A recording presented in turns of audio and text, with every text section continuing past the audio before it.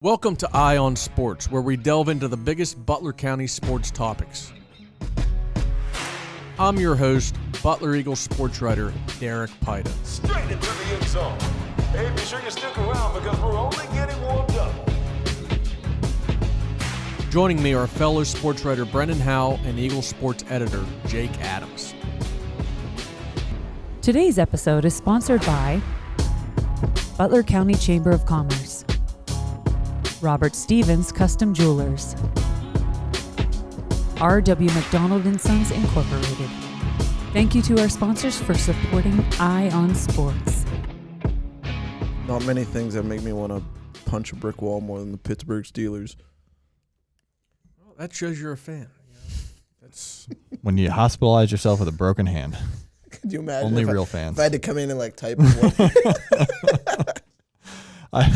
I told Mallory the other day, I was like, hey, just so you know, they could be in the NLCS when we get married in a couple of weeks. And she's like, if anyone has that game, I was like, Mallory, if someone has that phone, I'm going over to that and watching the game, at least the last inning or two. On the radio in the background. that would be the World Series, though, right? Late October. Last year, okay, so this is how I know this. 2 years ago when we got engaged was game 4, was the Brave series. I think it was game 4 of the NLCS that year, and they won that day, or the next day. Sorry, it was the next day that they won. And I remember that because I was screaming in the living room 24 hours after I'd gotten engaged, and my in-laws who were there with us that weekend were just like, oh my God, he gets too into this. He's on something. They're not sports fans. They don't understand. In-laws sports fans? Oh, no, big time. Her dad's a Steelers fan. Penguins too, a good chunk. And they're kind of just like, they want to root for the Pirates, but like all of you, there's not a whole lot to root for most years. I'm happy to root for the first half of the season. Then when they start being bad, it's like, okay, be happy to root for the first half of next season too. I have Dancing on My Own on the playlist for the reception. And she's like, why'd you put that on? That song sucks. I was like, because it's the Phillies. And if they're playing that late in the year, we're playing that song. She's not too thrilled about that. I remember one year, I believe it was 2006, where I went down to visit my sister, who at the time was living in North Carolina with my nephew. And I left. I was down there for like 5 or 6 days. And when I got back, the baseball season had just started. I think the Pirates were 1-6, and that was it. That was like the first week of April, and they never sniffed 500 the rest of the way. I didn't get to tell you, I went to the flea market up across from Cleveland Mall on Sunday. I went up there when I was in like 3rd grade with my parents, and we never went back. I always knew it was there, and I was walking around looking for football cards and stuff. Can't get enough of those. There's some cool football jerseys and stuff.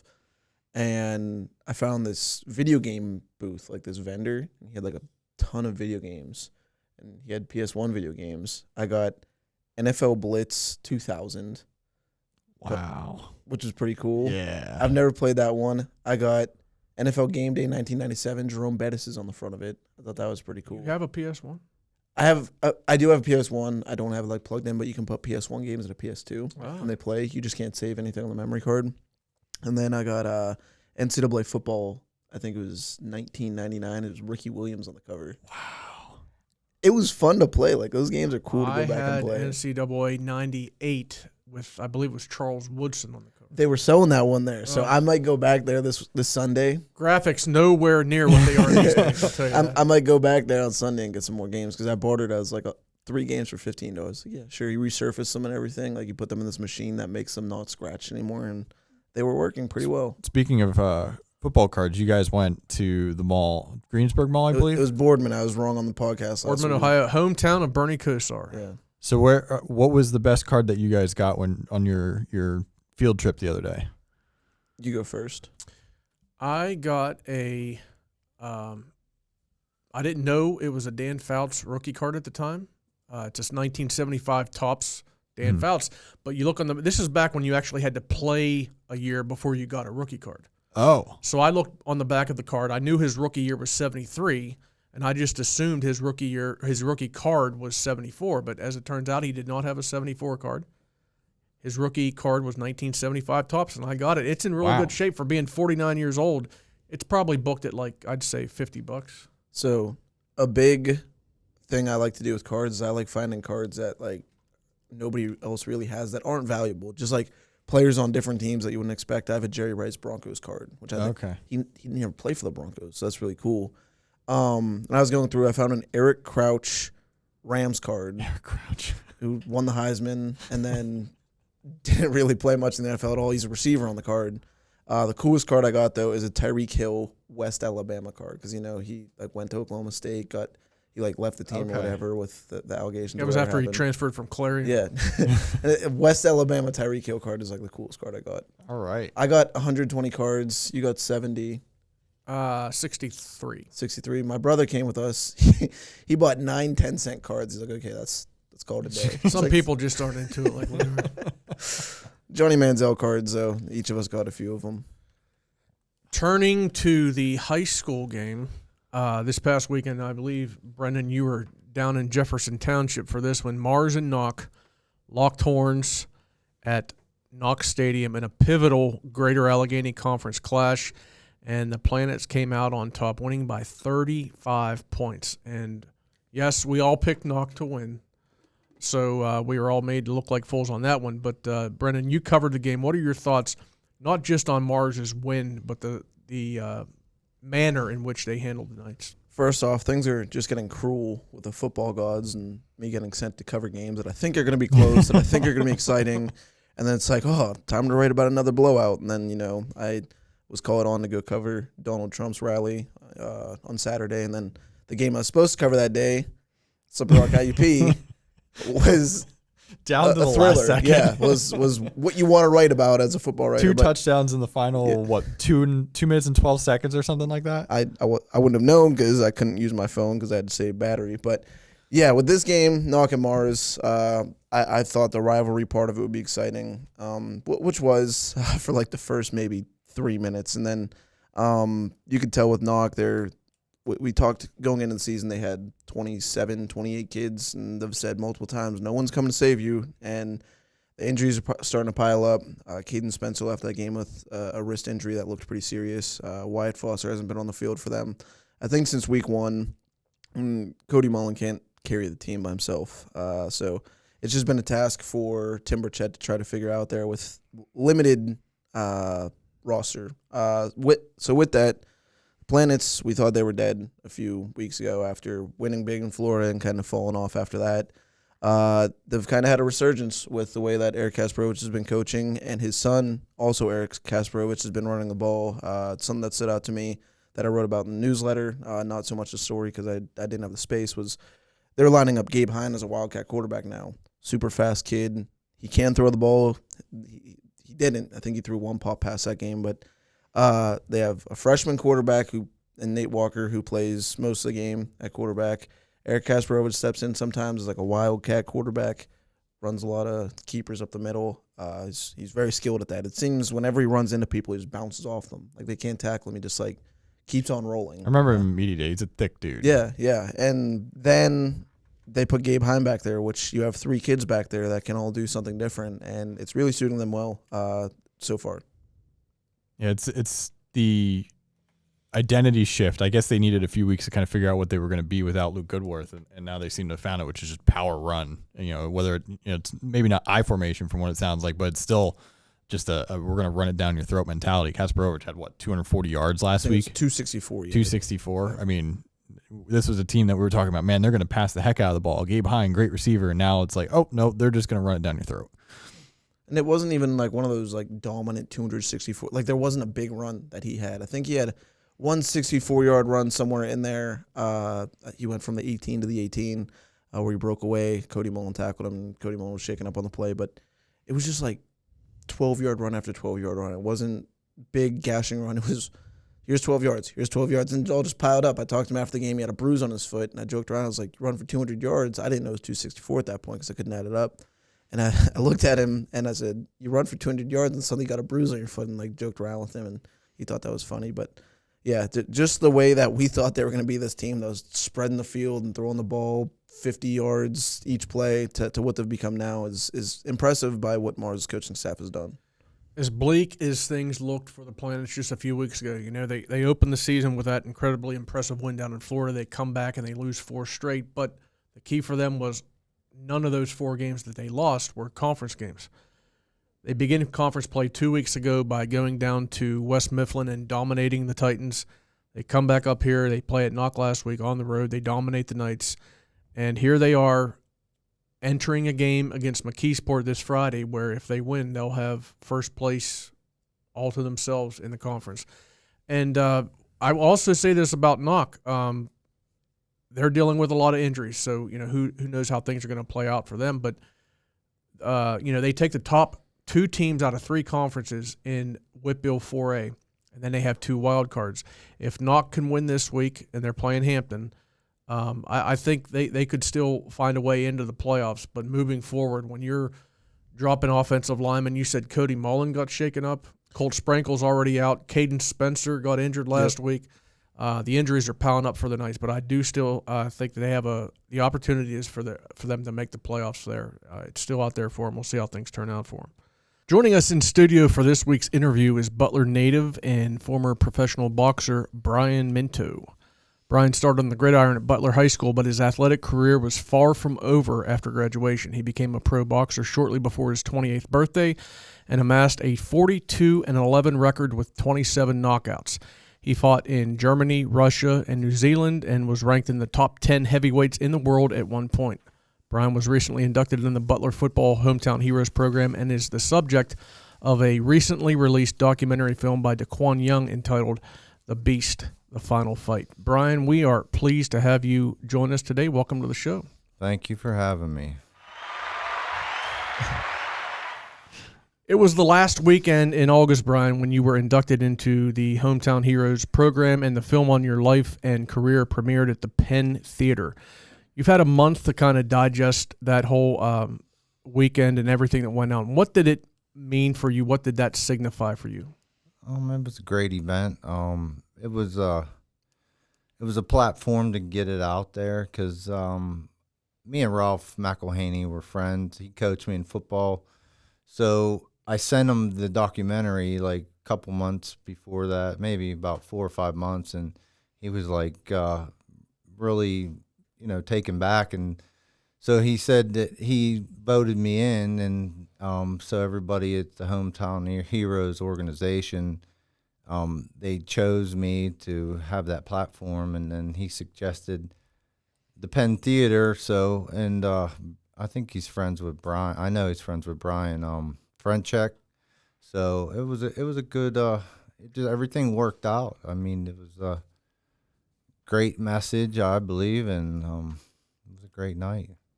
You mentioned to me during the interview for the story that appeared in the Eagle that kind of told people about your, at that point, upcoming induction into the Hometown Heroes program, that by the time you reached your teenage years, you were an angry, frustrated kid. What led to those emotions? What circumstances had you feeling that way as a teenager? My dad and mom, when I was 8 years old, my dad and mother got divorced, so it kind of was a bad situation. I grew up in a very chaotic home. Both parents were alcoholics and married 3 or 4 times, so yeah, I didn't really have a good upbringing, and so that created a lot of anger and resentment, through school. Like when I was in grade school, couldn't really do my work good because there was too much chaos going on in the home. So Football was in your life at that point. What role did that have for you in trying to manage through some of those emotions, trying to get away from some of that stuff? that actually helped me out a lot. I mean, I was a very aggressive kid, and I was athletic, and I believe football was an outlet for me to, express my feelings through, just playing. It made me feel good about myself. There wasn't too many things that made me feel great about myself as being a child that growing up in a chaotic household. You then went to Slippery Rock, played for a few years, but that career was cut short. When that happened, at any point did you have a plan for what's next in your life, and how long did that take to get to that point? Well, I didn't really have a plan. I ended up, I think it was the year 1996 that I had dropped out of school. I wasn't happy with the football team that I was on, and I mean the college team that I played for. It was I was better. Like high school football was fun for me. College football, I don't know. I just didn't like it that much, and I ended up not really having much of a care for it anymore. And then I just kind of, I was actually partying really hard too at Slippery Rock, and I was doing a lot of things that I shouldn't have been doing. And I didn't have a plan. I had no idea really what I wanted to do as far as a career. I had no plans. They put me in the park and recreational department with Dr. Bob DeSpirito was my advisor, and he was the old football coach. So I kind of I didn't know what I wanted to do. I didn't have a plan. I wanted to play football. That was it. How did he help you at all trying to navigate that next stage?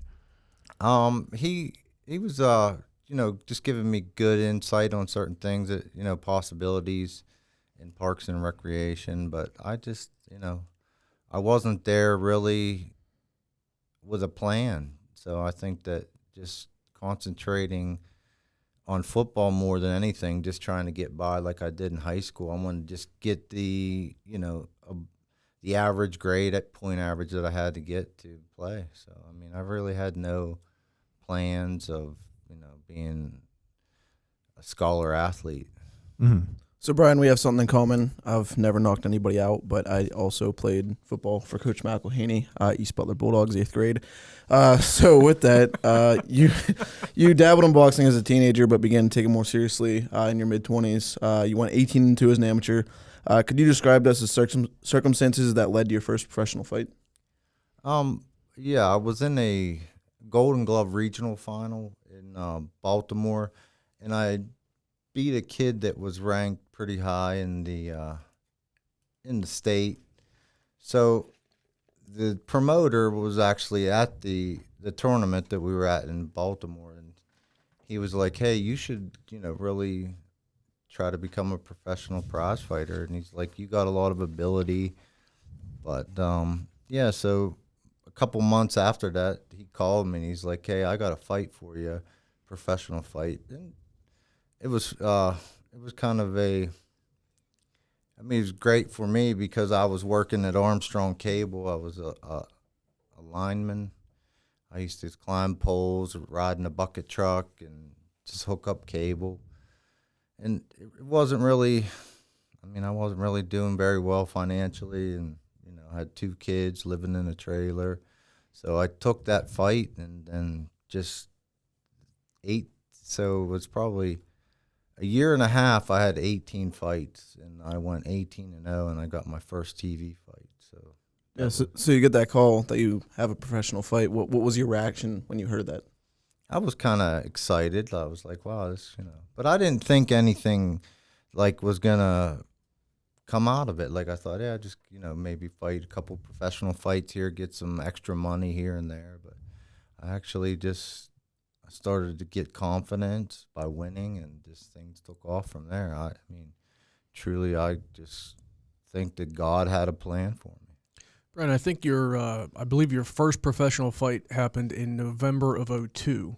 And, of course, at that point, Christmas was right around the corner. And I think you told me about the reason for taking the fight when you did had something to do with the holiday coming up. Yeah, we need Christmas money. I was like, okay. Yeah, because it was we were in a rough spot, but God always provides, and just the way things happened, and the $400 was definitely extra for Christmas, and it was a blessing for us. So yeah. Do you remember what you got your kids for Christmas that year? Not really, but it was a long time ago. But my kids were always, we always spoiled them anyway, so it wasn't like they weren't getting anything. I mentioned in the opening that you had a number of fights internationally, New Zealand, Russia, Germany. So obviously there was a lot of memorable bouts for you, but is there one that sticks out for you, and if so, why? I would think New Zealand, when I went there, and I believe it was 2013. I fought Shane Cameron, and I knocked him out for the WBO Asian Pacific belt. which got me a ranking in the world. I think I was number 9 in the world at the time. So Wow. in WBO organization. So that was probably memorable fight for me.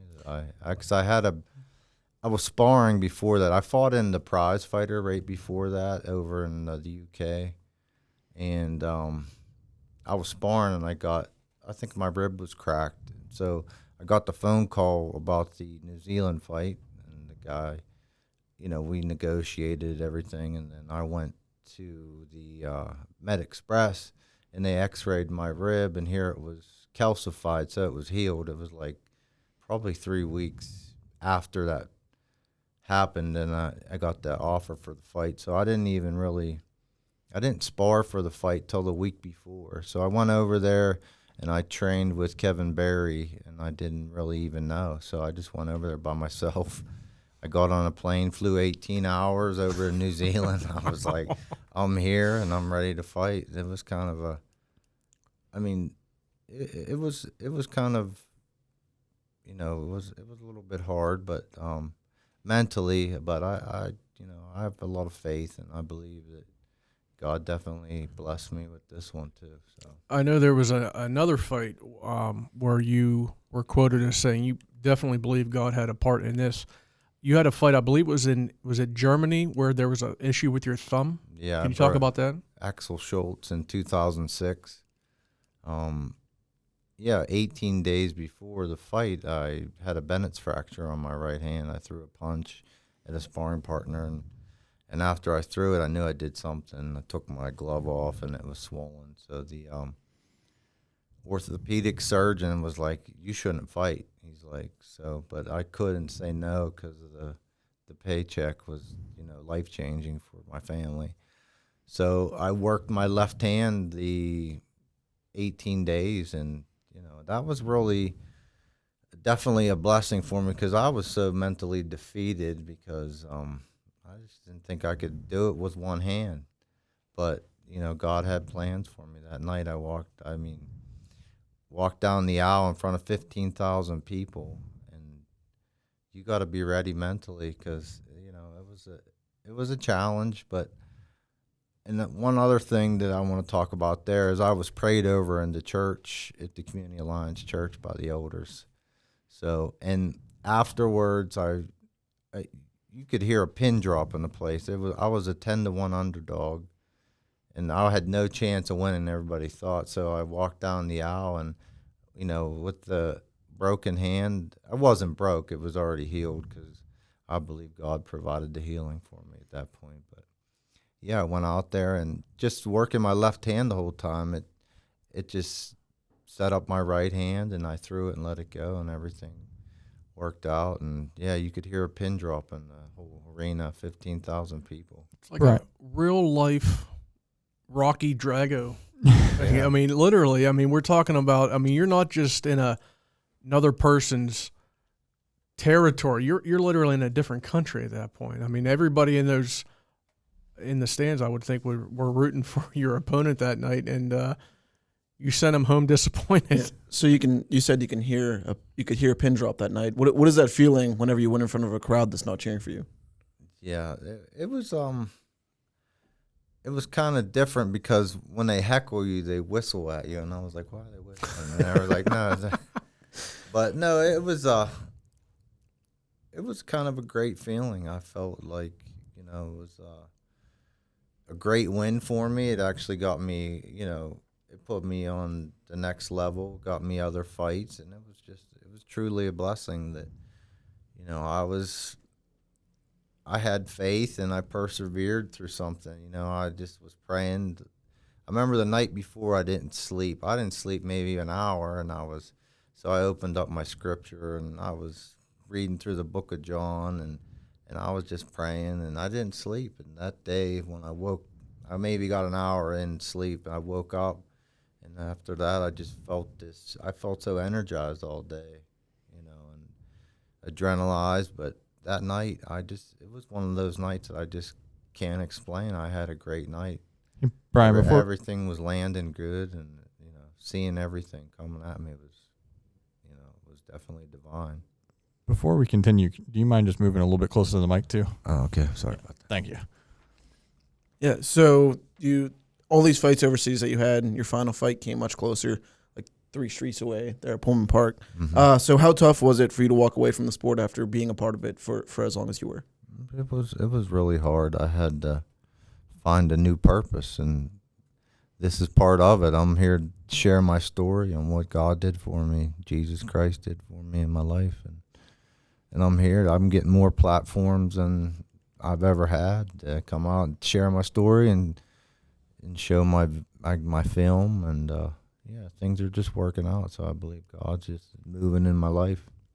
You mentioned earlier about the tense relationship that you had with your parents, but I wanted to make a point because I believe it was during the premiere of the film where you mentioned that before they both passed, you kind of mended fences, so to speak, with them. How much did it mean for you to kind of get things back on track with your parents before they passed? I mean, we all got to forgive, because how can we be forgiven if we can't forgive? So, I mean, they were my parents, and we're to honor our mother and father, and but yeah, I struggled with, after the death, some of the pain came back, and what happened in the prior years, and but some of the stuff I didn't get to talk about that I wasn't happy with, but that's just part of life, and sometimes I think we all got to put it out there on the table and speak with each other and let it off of our chest and get it taken care of and forgive. And that's one of the things that I've learned through that situation is I got to be forgiving and not hold grudges on anybody. You mentioned that the film and everything that's kind of revealed in it is kind of therapeutic for you. It's kind of literally the film itself is part of the healing process. Yeah, it was. So I believe at the beginning of the movie, we got to fix this part where I was talking about my mom. She conceived me through a tubal ligation. She had her tubes tied. Wasn't supposed to have kids anymore. So, and that's another thing, like, I believe is definitely divine. So it was, that was what I tried to, and we got to redo that in the beginning of the film and just kind of explain it. But yeah, I wasn't supposed to be here, but I'm here. So that's like my, I got a purpose. So I'm here to share my story with people and inspire everybody. Well, you left your mark in the ring, and now that you're a retired boxer, you're continuing to leave your mark in just the respect that you're, as you said, you're still getting your message out there, and I got to believe it people that hear it can be helped by it. Yeah, I'd like to inspire people never to give up and have faith. I mean, a lot of people don't believe in God, think there's nothing out there that can help you. I mean, we all need a power greater than ourselves. So I believe that, Jesus Christ helped me through my whole career, getting off the couch at the age of 28. I remember I was watching Arturo Gatti and De La Hoya fight on HBO. And I prayed there one time. I was on the couch. I was like, man, Lord, it would be great to fight on HBO someday. And I fought on there 2 times. So it was definitely a blessing for me. And I truly give him the glory for everything. And you currently live in Center Township. Yep. Your wife of over 20 years is Heidi. Yep. And you've got 2 kids, Matthew and Megan. Yes. What is your outlook on life right now? I mean, people have good days, bad days, but is there something that you try to stay true to every day? Yeah, I try to be the man that I'm called to be. Try to help everybody now that, like, who struggles out there, who's had a rough upbringing. So, like, I coach kids, and I'm kind of drawn to that and sharing my story with people. And I got a disabled son. He's autistic, so he's a project, but he's come a long way from being an adolescent to he's an adult now. He's 22, so yeah, it's been definitely a blessing for me. And my daughter's 22. She's getting married next year in May, so everything's Congratulations. Yeah, it's gonna be interesting. Father of the bride. Yeah.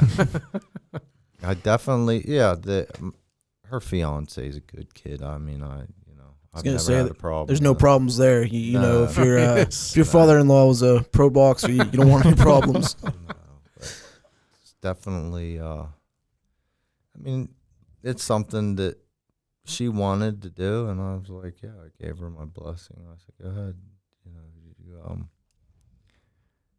You're a big girl now. She's 24, so Awesome. Well, yeah. congratulations on the induction to the Hometown Heroes, the documentary film, and we really appreciate you joining us today. Thank you. No, thanks for having me.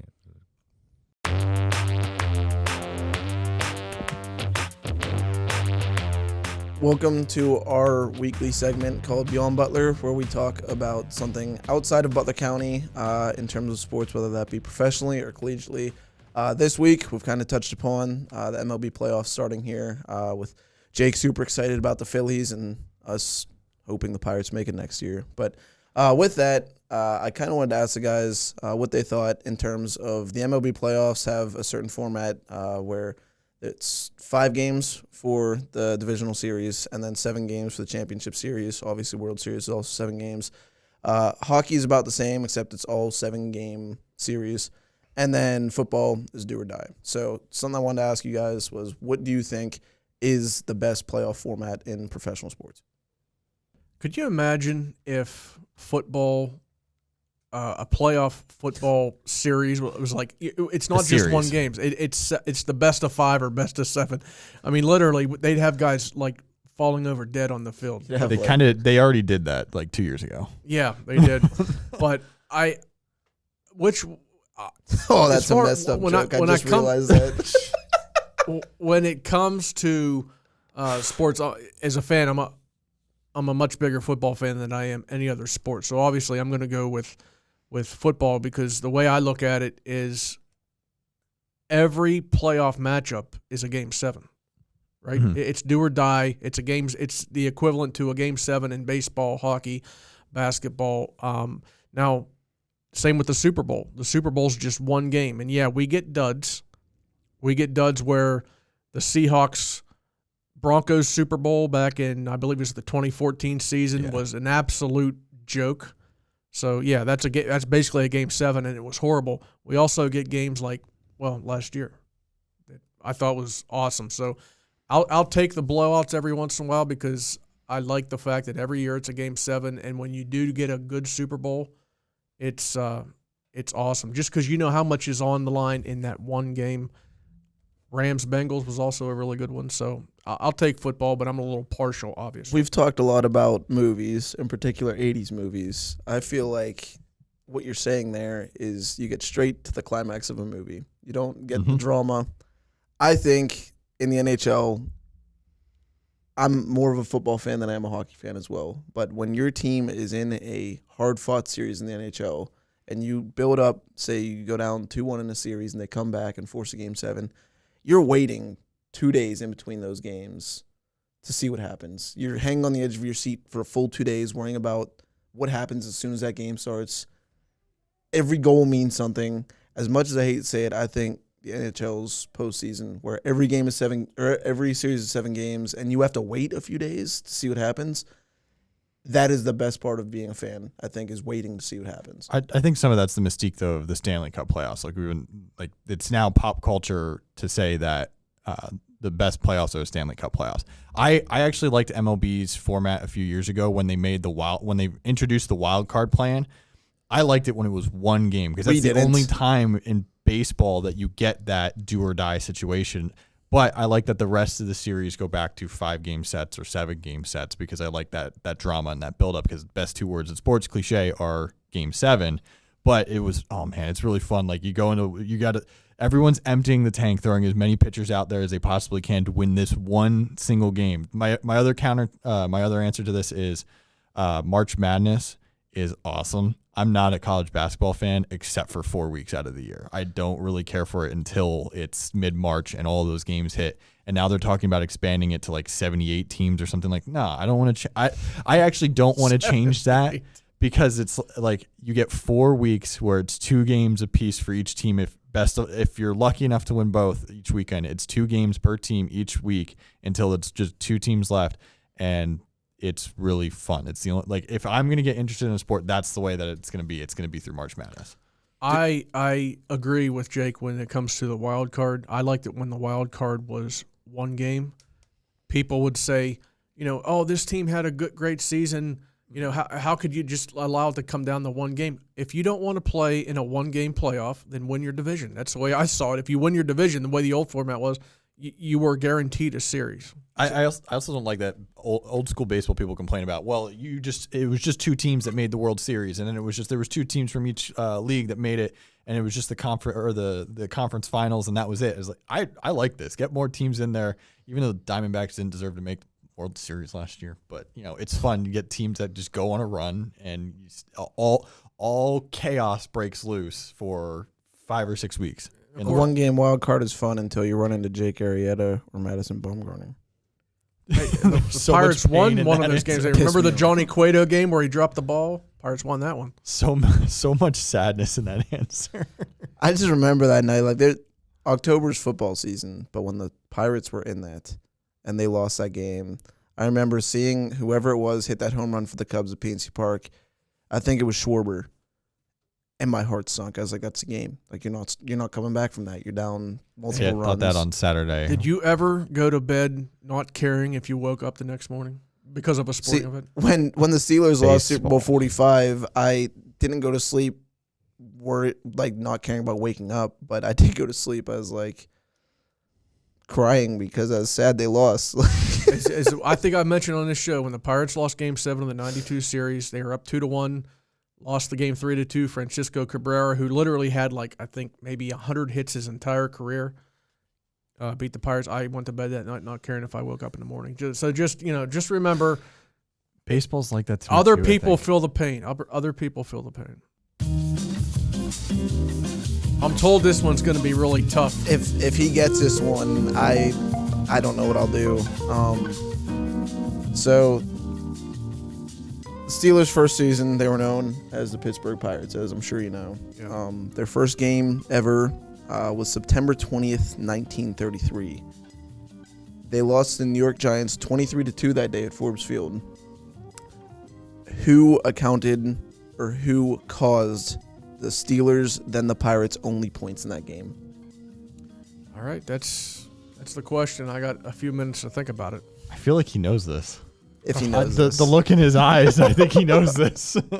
We'll see. I'll give my answer in a few minutes. Now it's pick time, and we're going to take a few games here and give a little bit of analysis with our picks. The first one is Taylor Alderdice at Butler, the Golden Tornado coming off a loss down in West Virginia against University High. Jake, who do you like in the Tornadoes home game against the Alderdice Dragons? I think I'm just going to play a broken record every week when we get to Butler because my answer tends to be the same. When they don't turn the ball over, they win. They turned the ball over a couple times last week, and they lost late. So if they don't turn the ball over on Thursday, which this will be a game that I'll be at, I think they win this one. I'm going 34-28. Butler takes this one as long as they keep the turnovers in check. Brennan. I think Butler surely has more depth than a City League school. We saw what they did to Brashear earlier this year at home, and then they kept up with Westinghouse, who made, I think, the state title game last year, also a City League school. So I'm going to take Tornado here, Butler 28-20. All right, this game, from what I can tell, it's pretty evenly matched, and a lot of times when that's the case, I just go with the home team. So the Golden Tornado hosting the Dragons this Friday, or actually this Thursday. This is the Thursday game. Thursday night, I am going with Butler to defeat Alderdice 27-16. Now, another team that is hard to figure out here, Seneca Valley. 2 weeks ago, they go down to Mount Lebanon, face a winless Blue Devils team, and get beat by 24 points. Last week, they're down late against Cannon McMillan. They stage a great comeback. They win the game over the Big Macs for their second conference win. Now they're playing Hempfield, a team that's all of a sudden come on themselves. Spartans have won 2 straight. The winner of this game, I think, has a really good shot of making the playoffs. Which team is that going to be, Jake? The Spartans or the Raiders? I don't know what to make of this team. The Raiders are a riddle wrapped in a mystery inside an enigma. So I'm just throwing darts here blindfolded. I'm going to say Hempfield wins this one 28-24, but for all I know, Seneca Valley could win this by 30. All right. Brendan, your observations here. I am going to agree with Jake on the outcome here. It's been a roller coaster season for Seneca Valley. I think this one is going to be a dip. So Hempfield will win 30-28. Okay. I like the Raiders in this game. They are playing at home. Hempfield has won 2 straight, but Hempfield's a program which traditionally doesn't taste success for that long, for large stretches. So I'm going to take the Raiders to defeat the Spartans 39-24 in a little bit of a shootout. Okay, Freeport coming off a very impressive win against Highlands. I believe that game was 28-7.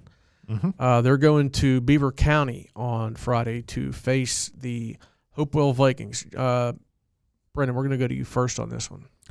Unlike you two, who I think chose against Freeport last week, I have ridden for the Yellow Jackets all season. I'm a strong believer in their young cast, and obviously Amos Glenn. Freeport will win this one 35-14 and keep that momentum going. Someone send Brendan some swag. I wish. I'm picking Freeport 28-13. Hopewell's got a freshman running back who leads them in yards and a freshman quarterback that's leading the offense. That's the kind of team that these Yellow Jackets tend to feast on this year, so I'm taking Freeport in this one. So the Yellow Jackets are coming off, as I said, a win over Highlands at Highlands that I think a lot of people were maybe not shocked by, but certainly surprised by a bit. Now they're going on the road in a non-conference game, and I think that they're going to have a little bit of a letdown, and I think it's going to lead to a Vikings win. I got Hopewell winning 22-14.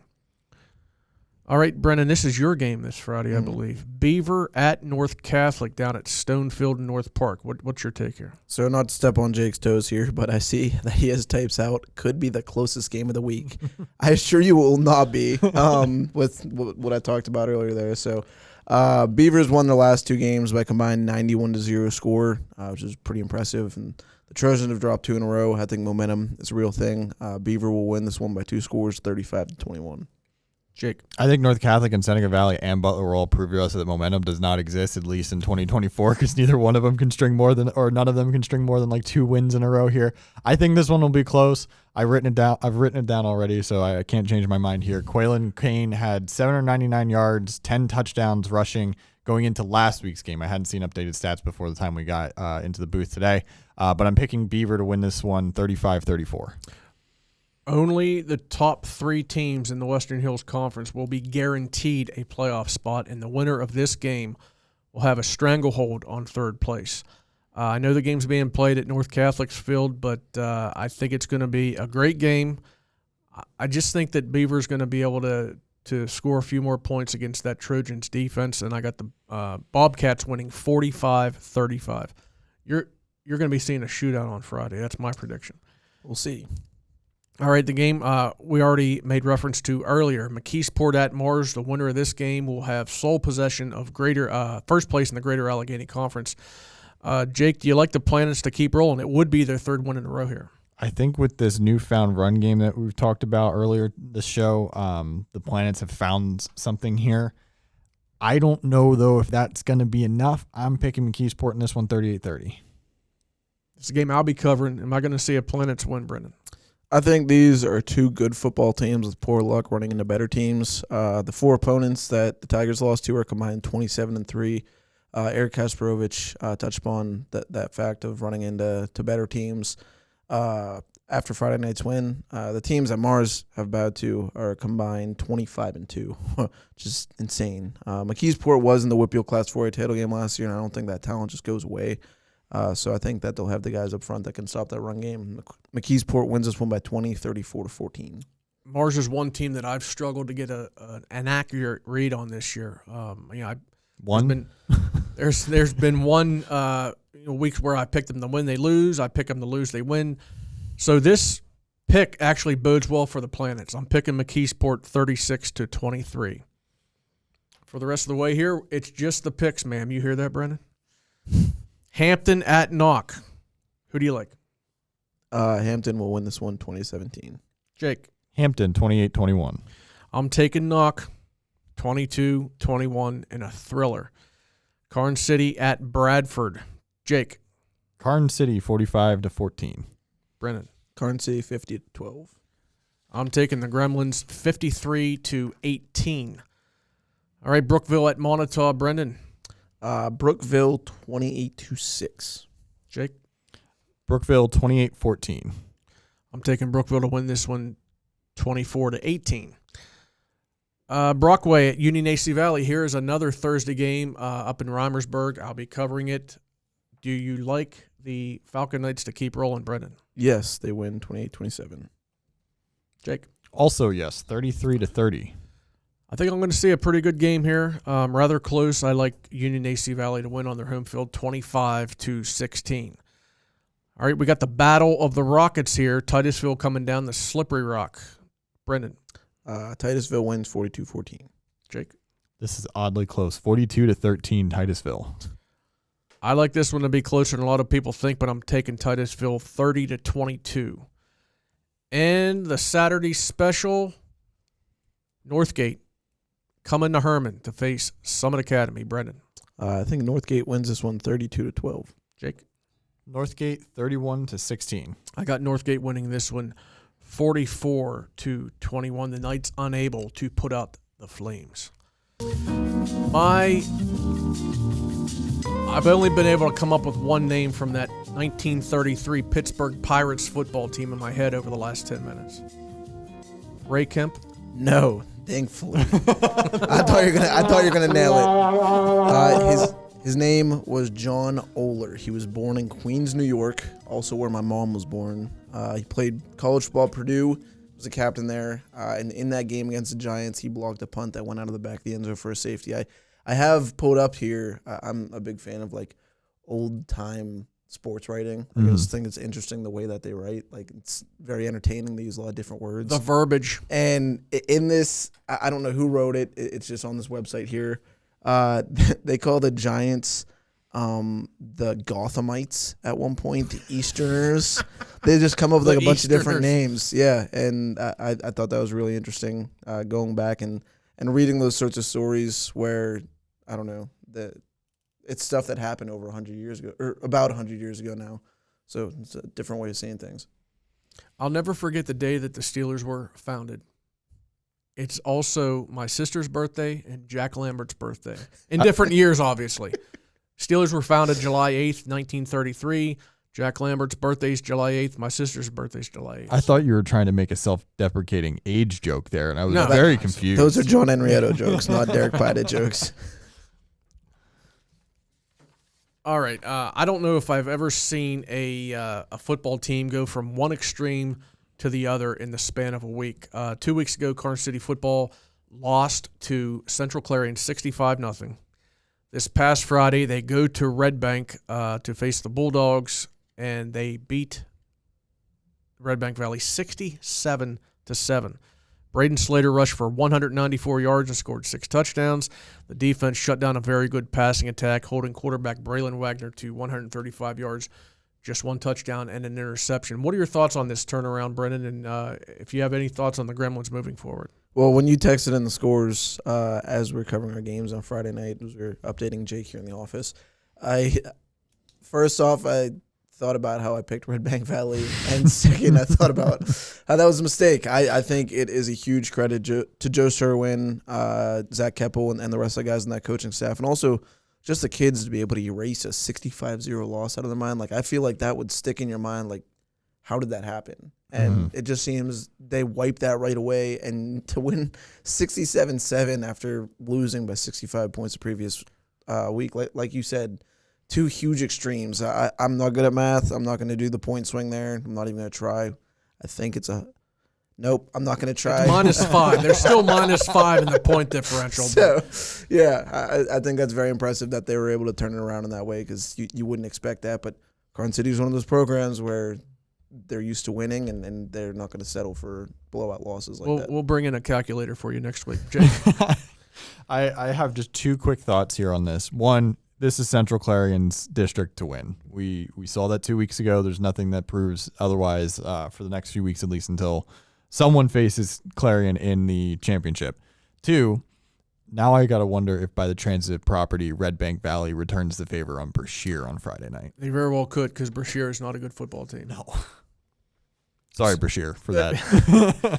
The thing that stuck out for me in this is if you look back over Karns City's last 4 games now, okay, you had Du Bois, Punxsutawney, Central Clarion, and Red Bank Valley. Those 4 teams currently have a combined record of 22-6, and Karns City split those games. They lost a very close game to Du Bois. They won a very close game against Punxsutawney. They got blown out by Central Clarion, and they blow out Red Bank Valley. Not all teams would be able to split those 4 games. I think Karns City is a good football team, and I think the fact that they were able to win two of those four games in that gauntlet in a month span says a lot about that team. But Jake, as you mentioned, Karns